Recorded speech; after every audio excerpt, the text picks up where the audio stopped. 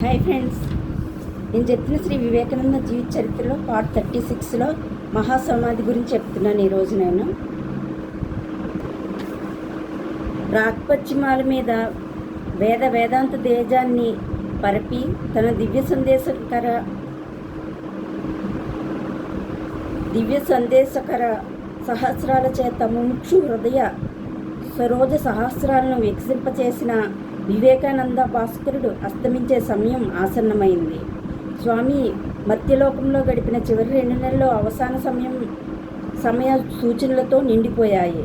కానీ ఆ సమయంలో ఎవ్వరూ వాటి గంభీరార్థాన్ని గ్రహించలేకపోయారు.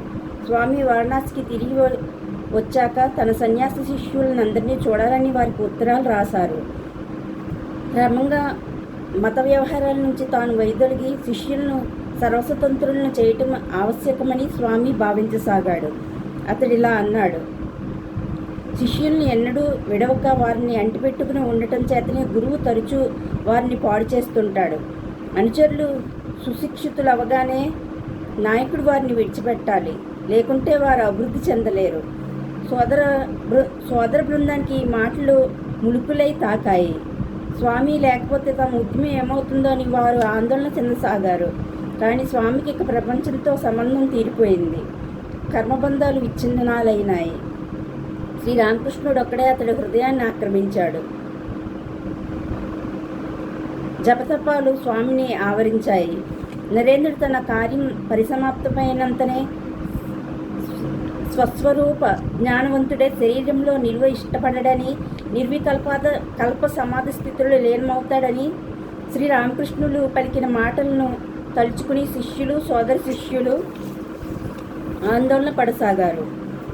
ప్రసంగశాత్తు ఒక సోదర శిష్యుడు, స్వామీజీ మీరెవరో మీకు ఎరుక అయినదా అని అడగ్గా స్వామి వెంటనే ఆహా, నాకు ఇప్పుడు తెలిసింది అని జవాబిచ్చాడు. శిష్యులందరూ నిశ్చేష్టులై ఇక ప్రశ్నించ భయపడ్డారు. వారం రోజులకు పరమపదిస్తాడనగా స్వామి సుత్తానందుడి చేత పంచాంగాన్ని తెప్పించి పుటను తిప్పి ఒక తిథి వద్ద గుర్తుపెట్టాడు.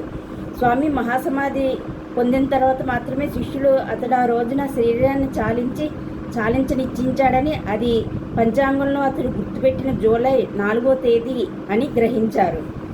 ఇక 3 రోజులకు చనిపోతాడనగా స్వామి తన సోదర శిష్యుడైన పరమానందుడితో కలిసి మఠ ఆవరణలో పచారులు చేస్తూ గంగా తీరంలో ఒక స్థలాన్ని సూచించి, నేను శరీరాన్ని చాలించాక అక్కడ దహనం చేయండి అన్నాడంట గంభీరంగా. నేడు ఆ స్థలంలోనే వివేకానంద స్మారక చిహ్నమై ఒక ఆలయం వెలిసి ఉంది. తానెప్పుడు ఈ లోకాన్ని వదిలిపెడతాడో స్వామి ఎరిగే ఉన్నాడని తెలుపుతూ సోదరి నివేదిత ఇలా రాసి ఉంది: ఏమైనా జ్యేష్ఠమాసం పూర్తయ్యేసరికి స్వామి తన అవసాన సమయం సమీపిస్తోందని చక్కగా ఎరిగే ఉన్నాడు. మహాసమాధికి పూర్వం బుధవారాన స్వామి తన వద్ద ఉన్న ఒక శిష్యుడితో ఇలా పలికాడు: ప్రయాణానికి సంసిద్ధుడినవుతున్నాను. మహాతపస్సు ధ్యానము నన్ను ఆవరిస్తున్నాయి. ప్రయాణానికి సంసిద్ధుడినవుతున్నాను. ఆ మాటల యథార్థాలని కల్లో కూడా మేము ఎరగలేకపోయాం. వాన్లు కురవకున్నవి అని ఎంతో ఆతృతతో చెప్పిన మాటనైనా స్వామి ఆలకించేవాడు కాడు. అలాంటి మాటలు అతడికి స్వప్నతుల్యంగా తోచేట్లు కనిపించేది. అప్పటి పరిస్థితుల గురించి స్వామి అభిప్రాయం తెలుసుకోగోరి ప్రశ్నించడం కేవలం నిష్ప్రయోజనం. అలాంటి సమయంలో ఒకరోజు స్వామి మెల్లగా ఇలా పలికాడు: నీ అభిప్రాయమే సరి అయి ఉండొచ్చు, కానీ నేను ఈ విషయాల్లో ఇక జోక్యం కలిగించుకోను. మరణానికి సంసిద్ధునవుతున్నాను. ఇదిగో నీ మామిడి పండు, దీన్ని నా పెట్టెలో పెట్టి తాళం వేస్తున్నాను. నువ్వు చేయవలసిన కార్యం పూర్తి కాగానే మళ్ళా దీన్ని రుచి చూస్తావు అని అతడి గురుదేవుడు వచించే ఉన్నాడు కదా. మహాసమాధికి ముందటి ఆదివారం స్వామి తన శిష్యుల్లో ఒకరితో ఇలా అన్నాడు: నా ఉద్యమానికి నేను వశ్యుణ్ణని నువ్వు ఎరుగుదువు కదా, అది కొనసాగుదేమో అని తలుచేటప్పుడు నాకెంతో పరితాపం కలుగుతోంది. ఆ వారంలోనే ఏకాదశి రోజు స్వయంగా అంత్యనిష్టతో ఉపవాసం ఉండి ఆ శిష్యుడికి ఉదయం స్వామి స్వయంగా ఆహార పదార్థాలను వడ్డించాడు. ఉడకబెట్టిన పనసగింజలు, బంగాళదుంపలు, అన్నం, మంచువలే చల్లనైన పాలు వీటిని వడ్డిస్తూ స్వామి తీయని కబుర్లు చెప్పాడు. చివరకు భోజనానంతాన స్వయంగా స్వామి శిష్యుడి చేతుల మీద నీళ్లు పోసి వస్త్రంతో ఒత్తాడు. స్వామీజీ, ఈ పనులు చేయవలసింది మీకు నేను కానీ నాకు మీరు కాదు అని సహజంగా శిష్యుడు వారించ ప్రయత్నించగా జీసస్ తన శిష్యులు పాదాలను కడిగాడు అన్న స్వామి గంభీర సమాధానం శిష్యుణ్ణి చకితుణ్ణి చేసింది. కానీ ఇదే చివరిసారి అనే మాటలు శిష్యుడి నాలుక చివరి వరకు వచ్చాయి. కానీ ఏదో ఆ సమాధాన్ని నిరోధించింది. శిష్యుడు మారు పలకలేదు. అది సరి, ఎందుకంటే ఇక్కడ చివరిసారే కదా. మహాసమాధి రోజున స్వామి పూజా మందిరంలోకి వెళ్ళి తలుపులు వేసుకుని 3 గంటల సేపు ధ్యానించాడు. తర్వాత క్రిందికి వచ్చి పచార్లు చేస్తూ తనలో తాను ఇలా అనుకోవటం ప్రమానందుడు దిగ్భ్రాంతుడై విన్నాడు. వివేకానందుడు ఏం చేశాడో మరొక వివేకానందుడు ఉంటే గ్రహించి ఉండేవాడు. అయినా కాలగర్భాన ఎందరూ వివేకానందులు ఉద్భవించి ఉన్నారో. అతీంద్రియ జ్ఞాన పారవస్యాన గాని స్వామి ఇలా ఎన్నడూ వచించి ఎరగడు.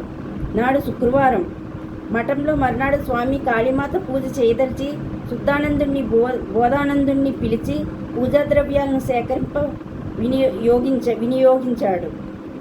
ఆ తర్వాత శుద్ధానందుడితో గ్రంథాలయం నుంచి శుక్లో యజుర్వేదాన్ని తెప్పించి దానిలో వాజసేనేయి సంహితంలోని కింద మంత్రాన్ని సవ్యాఖ్యానంగా చదవమన్నాడు.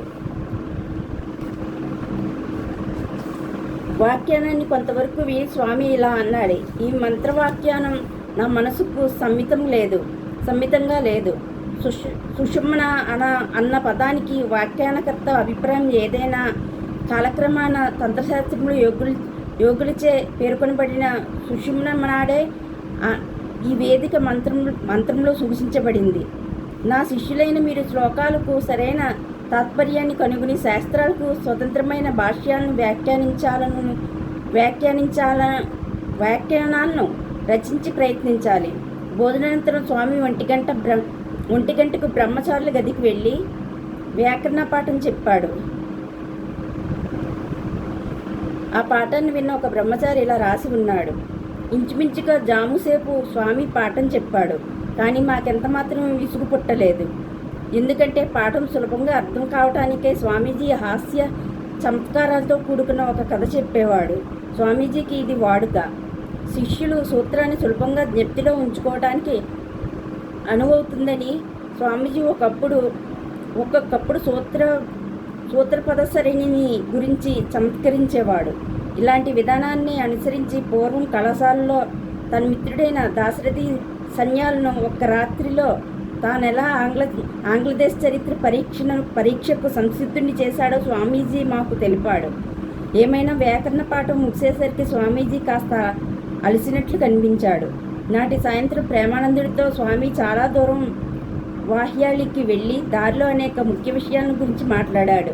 ముఖ్యంగా మఠంలో వేద కళాశాలను నెలకొల్పటం అత్యవసరమని, వేద విద్యాభ్యాసం మూఢ విశ్వాసాలకు వజ్రాయుధమని చెప్పాడు.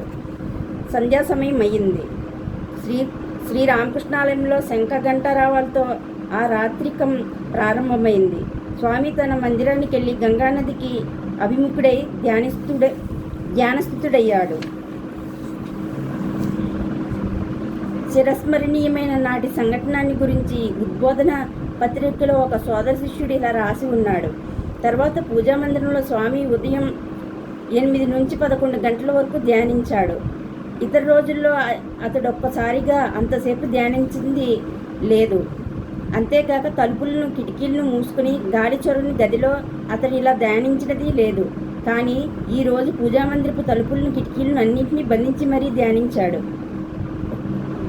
ధ్యానానంతరం స్వామి కాళీమాతను గురించి మనోహరంగా ఒక కీర్తనను పాడాడు. ఆ దివ్యగానాన్ని కింద ఉన్న సన్యాసులు సమ్మోహితులై ఆలకించారు. నాడు మధ్యాహ్న భోజనాన్ని విశేష తృప్తితో ఆరగించాడు. తరువాత దాదాపు జాముసేపు శిష్యులకు లఘుకౌముది పాఠం చెప్పాడు. సాయంకాలం ఒక సోదరితో 2 మైళ్ళ దూరం వాహ్యాలికి వెళ్ళాడు. చాలా రోజుల నుంచి స్వామి ఇలా నడవగలిగినది లేదు. నాడు శరీరం చాలా తేలికగా ఉందన్నాడు. తర్వాత సోదర శిష్యులతో కొంతసేపు మాట్లాడి తన గదికి వెళ్ళి శిష్యుణ్ణి పిలిచి తన జపమాలను తెమ్మన్నాడు. పిమ్మట శిష్యుణ్ణి బయట వేచి ఉండమని తాను గదిలో ఏకాంతంగా జపం చేయడానికి కూర్చున్నాడు. అలా 1 గంట సేపు అయ్యాక నేల మీద ఉన్న పడక మీద పడుకుని బయట వేచి ఉన్న శిష్యుణ్ణి పిలిచి శిరోభాగాన కొంచెం విశ్రమన్నాడు. జపమాల ఇంకా చేతిలోనే ఉంది. శిష్యుడు స్వామికి నిద్ర పట్టిందనుకున్నాడు. 1 గంట అయ్యాక చెయ్యి కాస్త వణికింది.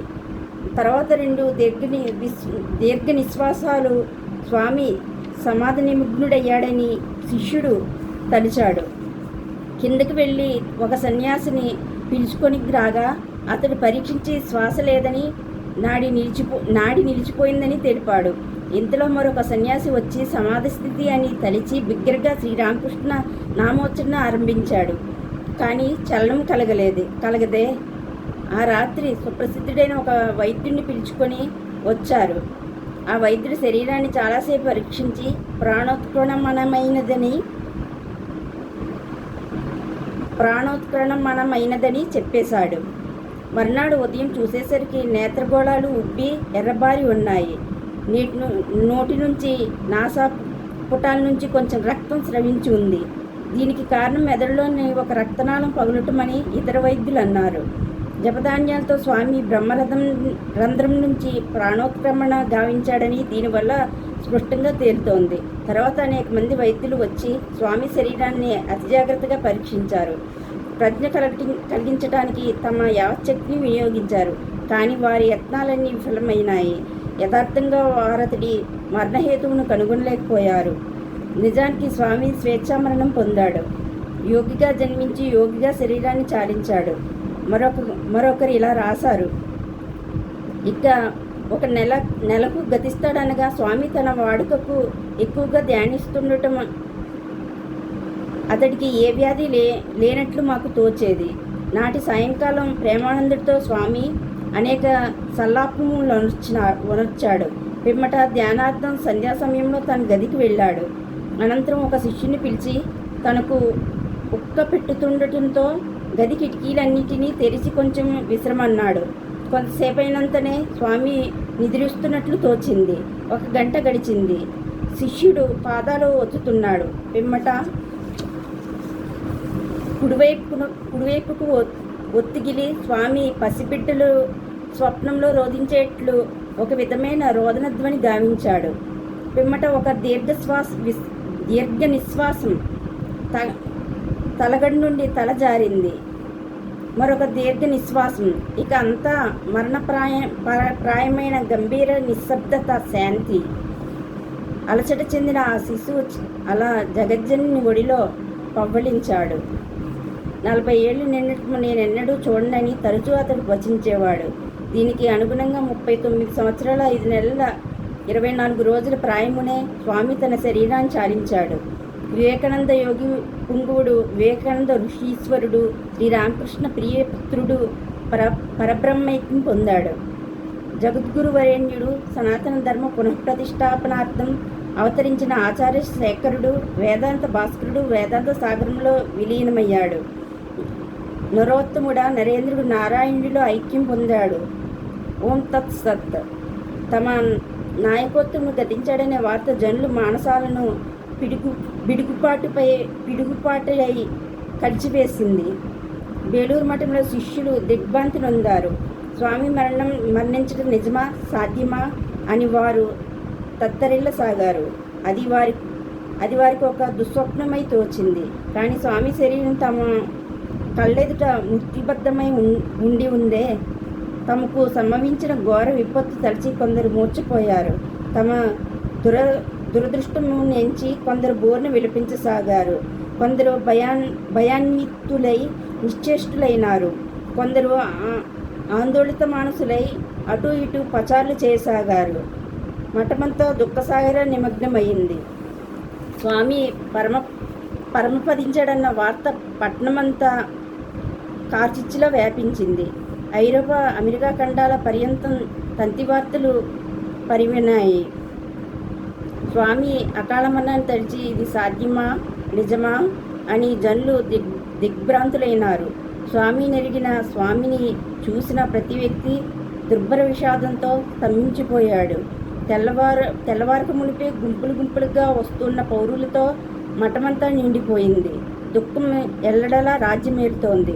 స్వామి శరీరాన్ని చూసి సనాతన ధర్మ సందేశాన్ని దేశాంతరాల్లో మారుమ్రోగించిన వివేకానంద మధుర గంభీర వాణినిక విననోచుకోలేదే అంటూ వారు విలపించారు. స్వామి మరణించడం నిజమేనా? ఇక భారత మాతృ పునరుద్ధరణ సందేశం వసగేవారెవరు? మార్గం చూపేవారెవరు? ఇలాంటి భావతరంగాలు వారి దుఃఖసాగరంలో పొంగి పొరలాయి. శ్రీరామకృష్ణ నిర్యాణం మొదలుకొని శిష్యులు ఎన్నడూ ఇలాంటి మహా ఆపద ఎరగరు. తన అవసాన కాలంలో గురుదేవుడు తమను నరేంద్రుడికి అప్పగించి వెళ్ళాడు. అలాంటి నరేంద్రుడు కన్న తల్లిదండ్రుల కంటే తమపై అధిక ప్రేమానురాగాలను చూపిన ప్రియతమ సోదరుడు తమ సంశయాలను బాపే సద్గురు వరేణ్యుడు తమ పెన్నిదానం తమను వీడిపోగా ఇక మాకు దిక్కెవరని వారు పొక్కి పొరలారు. తన అవసాన సమయంలో స్వామి తమను ఉద్దేశించి, వీరు నా బిడ్డలు, వీరికి బోధించడం చేత నా శరీరం శిథిలమైతే అది నాకు తృణప్రాయం అని వచించాడు. ఇక తమను అలా ఆదరించి ప్రేమించేవారెవరు అని, తమ యోగక్షేమాలను పట్టించుకునేవారెవరు? ఈ విధంగా నిరుపమానమైన స్వామి హృదయాన్ని, వచనాలను, చేష్టలను తలుచుకుని వారు పొందిన పరితాపం వర్ణాతీతం. వైద్యశేఖరులు వచ్చి స్వామి గతించాడని నిర్ణయించిన, ఇంకా బహిహ ప్రజ్ఞను పొందుతాడేమో అనే వెర్రి ఆశ శిష్య బృందాన్ని విడవలేదు.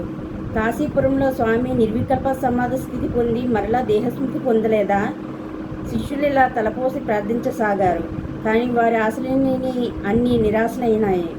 స్వామి తన శరీరాన్ని త్యజించి పరంజ్యోతిలో ఐక్యమొందుతాడని శిష్యులందరిలో విస్పష్టమైనది. మఠ ఆవరణమంతా నాడు వేలాది జనంతో నిండిపోయింది. అపర్ణాహం అయ్యేసరికి స్వామి శరీరాన్ని కిందికి తెచ్చి కాషాయాంబరంతో కప్పి ఒక తల్పం మీద ఉంచారు. స్వామి పాదాలకు అద్దుకుని అలది శుభవస్త్రాల మీద పాదపద్మాలను తీసి పూజార్థమై భద్రపరిచారు. స్వామి పాదాలకు లత్తుక అలది శుభవస్త్రాల మీద పాదపద్మాలను తీసి పూజార్థమై భద్రపరిచారు. అనంతరం శంఖ ఘంటారావాలతో సమంత్రకంగా ఆరాత్రికం జరిపి అంతా సాష్టాంగ వందనం ఆచరించారు. శిష్యులందరూ స్వామి పాదాలను శిరస్సుకు అద్దుకున్నారు. శ్రీరామకృష్ణుల సన్యాసపుత్రులు స్వామి శరీరాన్ని తమ భుజాల మీద నిడికొని శ్రీ గురు మహారాజుకు జై, శ్రీ స్వామీజీ మహారాజ్కి జై అనే జై జై ధ్వానాలతో వేలాది జనులు తమను వెంబడింప మఠ ఆవరణలోని బిలవృక్షం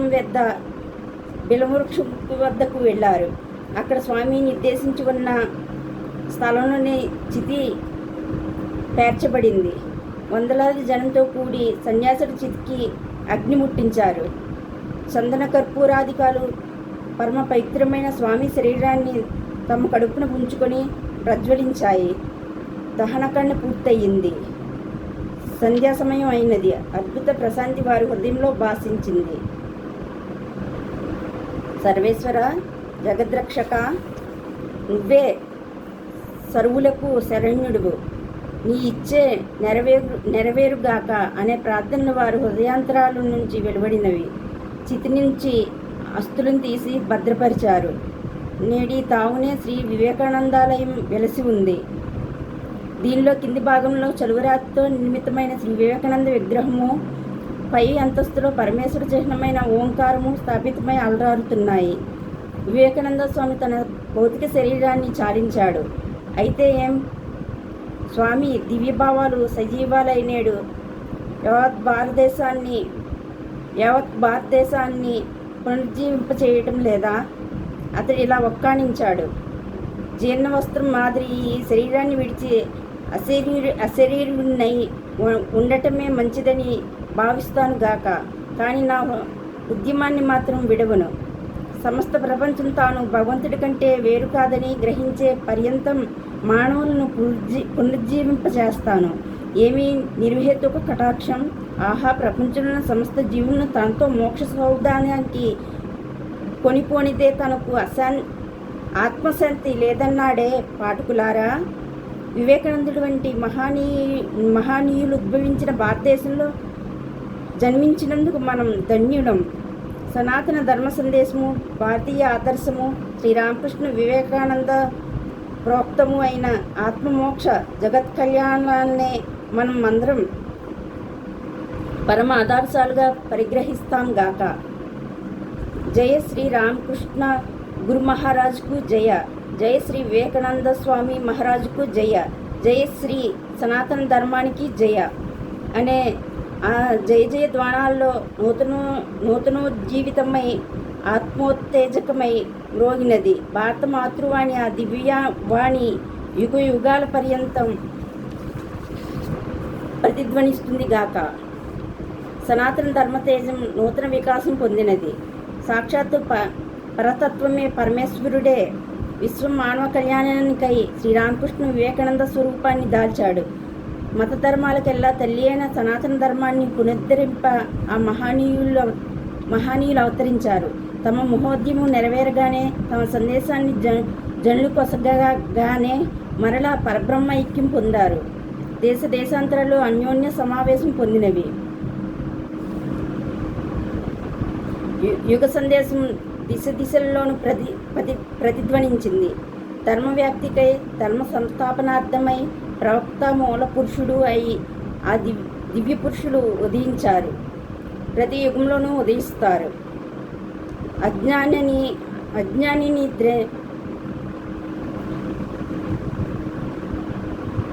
అజ్ఞాన నిద్ర నుంచి లోకులను మేలుకొలుపుతారు.